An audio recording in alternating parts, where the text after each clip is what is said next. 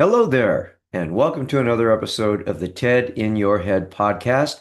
Thank you so much for tuning in today. I'm your host, Ted Moreno, certified clinical hypnotherapist, and this podcast is all about getting free from the things that stop us from pursuing a powerful path of personal transformation. So that should be our primary mission: becoming more, doing more, being more. Transformation. If this sounds like something you're interested in, I will tell you how to get in touch with me at the end of today's podcast. But we're going to get into today's show now. Could low blood sugar be affecting your mood more than you realize? Have you ever noticed how different you feel when you haven't eaten for a while? Maybe you get irritable, feel shaky, nervous, overwhelmed. Maybe your thoughts become foggy, scattered. Maybe you suddenly feel anxious for no apparent reason. Many people assume anxiety is purely emotional or psychological, but sometimes it's physiological.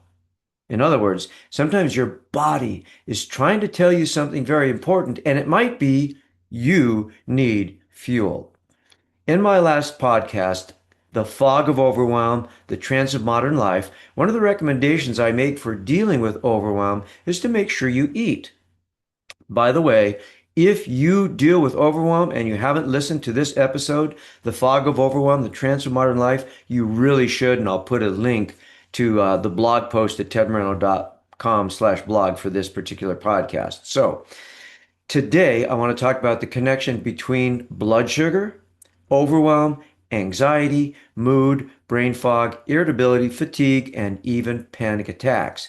Because understanding this connection could dramatically change the way you feel every single day. So let me tell you a story that really opened my eyes to how this works.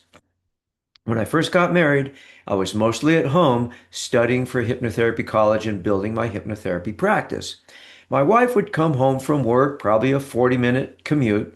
Sometimes she'd come home in a really bad mood, like really irritable, crabby, short-tempered, and I would think, okay, what did I do wrong, right?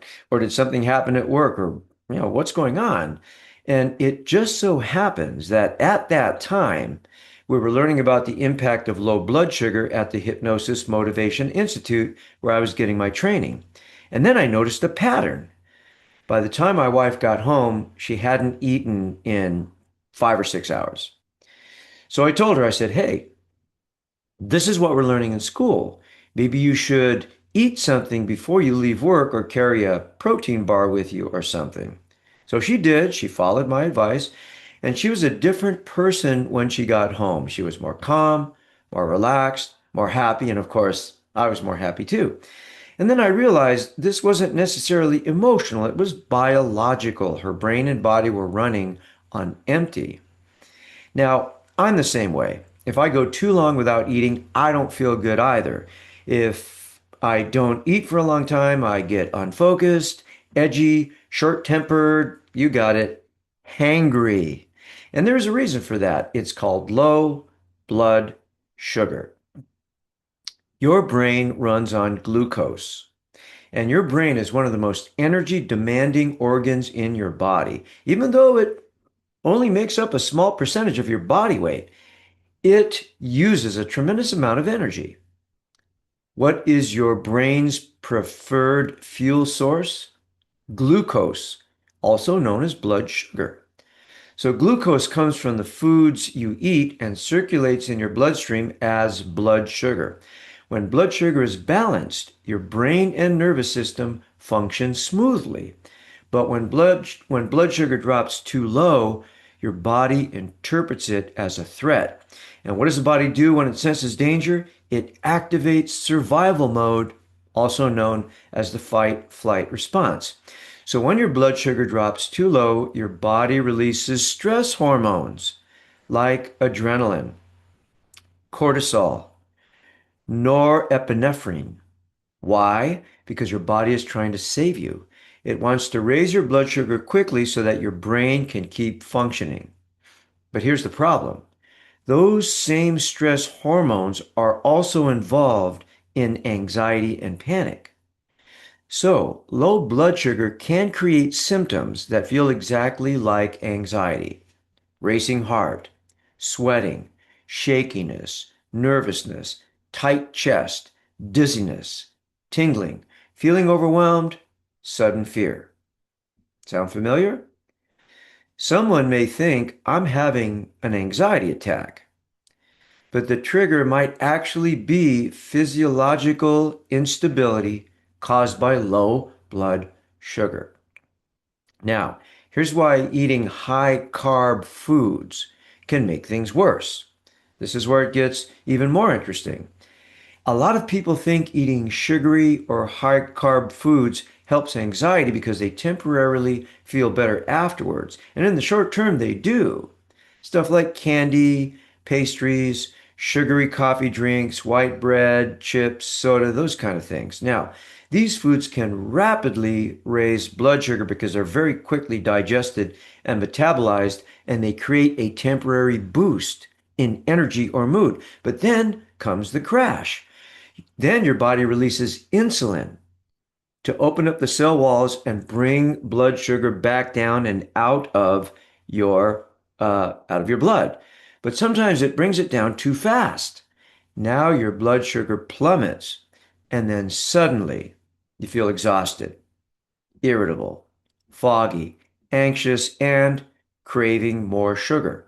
So you can see how this creates a roller coaster effect. Up, down, up, down. It's the blood sugar roller coaster, and your nervous system pays the price.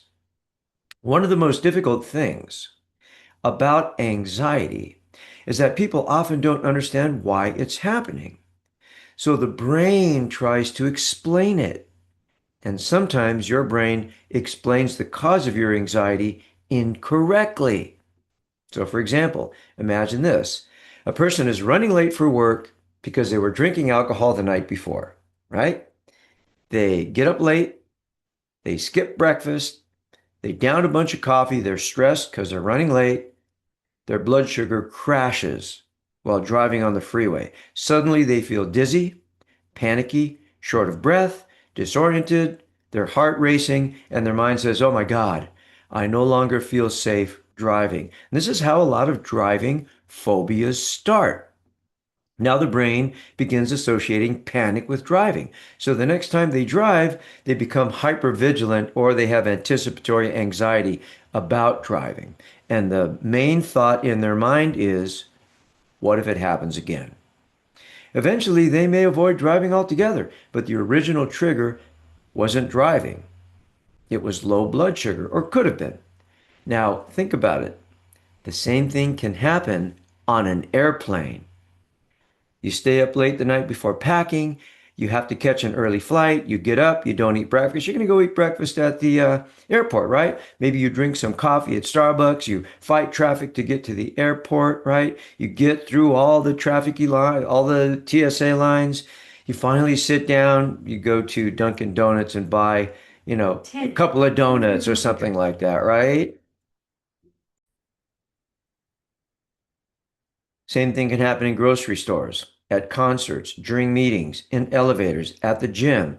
A physiological event becomes psychologically attached to a location or activity. And once that association is created, the mind starts anticipating danger. Now, low blood sugar can even affect sleep. Have you ever woken up in the middle of the night anxious for no reason? Heart pounding, mind racing, wide awake at 3 a.m.? Sometimes this can happen because blood sugar drops during the night, and your body responds by releasing those stress hormones to raise it again, which wakes you up. And this is one reason why both undereating and overeating before bed can interfere with sleep quality. Eating too much sugar late at night can create a blood sugar spike followed by a crash while you're sleeping, and your nervous system reacts. Low blood sugar doesn't just affect anxiety, it affects cognitive performance as well. When blood sugar becomes unstable, people may experience brain fog, poor concentration, forgetfulness, low motivation, emotional reactivity, mood swings, and fatigue. Think about how hard it is to stay emotionally balanced when your brain is under fueled. So your ability to cope decreases, small problems feel bigger, patience disappears, stress tolerance shrinks. And then people blame themselves, right? Oh, I'm too emotional. I'm weak. What's wrong with me? Sometimes your brain simply needs stable nourishment. Now, let's add caffeine to the mix. Many people skip breakfast, drink coffee, run on stress, eat sugar later. This combination can be brutal for the nervous system. Coffee stimulates adrenaline release. If your blood sugar is already unstable, caffeine can intensify anxiety symptoms dramatically. So, this doesn't mean everyone has to give up coffee, but it does mean you should pay attention to how caffeine affects you, especially when you haven't eaten properly. Now, I often talk about the mind body connection, and this is a perfect example. Your thoughts affect your body, and your body affects your thoughts. They work together continuously. You can't separate mental health from physical health. Sleep, hydration, movement, nutrition, these things matter. Your brain is part of your body. The healthier your body becomes, the more stable your emotional state often becomes as well. So, if you struggle with brain fog, anxiety, irritability, and any of the symptoms that I've mentioned, one of the best things you can do is start noticing patterns. Keep a log, like a journal. Keep a simple log or journal for a week or two. Pay attention to when you eat, what you eat, your energy levels, your anxiety levels, sleep quality, mood changes, brain fog, and irritability. And you may begin seeing connections you never noticed before. You might discover, for example, I always feel anxious mid-afternoon after skipping lunch, or I feel terrible after sugary snacks. You may notice my sleep is worse when I overeat at night, or I get shaky and irritable when I go too long without protein. So awareness creates power. So here's some simple ways to stabilize blood sugar. Some simple things that may help support more stable blood sugar and nervous system function are: eat regularly. Don't go excessively long without eating if you know it affects your mood or energy. Prioritize protein. Protein helps stabilize blood sugar and keeps you feeling satisfied longer. Reduce excess sugar. The more dramatic the spikes, the more dramatic the crashes. Pair carbs with protein or healthy fat. This slows absorption and creates more stable energy. Stay hydrated. Dehydration can worsen fatigue and anxiety symptoms. Watch excess caffeine, especially on an empty stomach. Get enough sleep. Poor sleep negatively impacts blood sugar regulation and stress sensitivity. And remember, anxiety is not always in your head. Anxiety is not always in your head. And this is important. If you struggle with anxiety, panic attacks, irritability, fatigue, or brain fog, don't automatically assume it's purely psychological. Your body may be playing a major role. Now, of course, anxiety can have many causes: stress, trauma, thought patterns, lifestyle, hormonal issues, nutritional imbalances. But blood sugar instability is one factor that many people overlook. And when you stabilize the body, you often calm the mind. So, some final thoughts. Your body is always communicating with you. The question is, are you listening? Sometimes anxiety is not a sign that you're broken. Sometimes it's your nervous system asking for balance, asking for more rest, better nourishment, more stability, better self-care. And when you begin giving your brain and body what they truly need, you may notice something remarkable. You feel calmer, clearer, more emotional steady, more like your old self again. So, here's a quote for you. You're not you when you're hungry. Who said that? Snickers, the candy bar. Have you ever seen those commercials? Snickers said that. So thanks so much for listening today. I hope you found this helpful. Just a reminder, you can read this at tedmoreno.com/blog. Remember, you can also listen to this podcast on Spotify and Apple Podcasts, and you can watch it on my YouTube channel, which is Ted A. Moreno, Certified Clinical Hypnotherapist. Oh, and one more thing. If you need support with anxiety or managing your blood sugar, reach out to me for a complimentary phone consultation at tedmorano.com/contact, and I'll get back to you in 48 hours. Thanks a lot, goodbye, and take care of you for those you love. See you soon.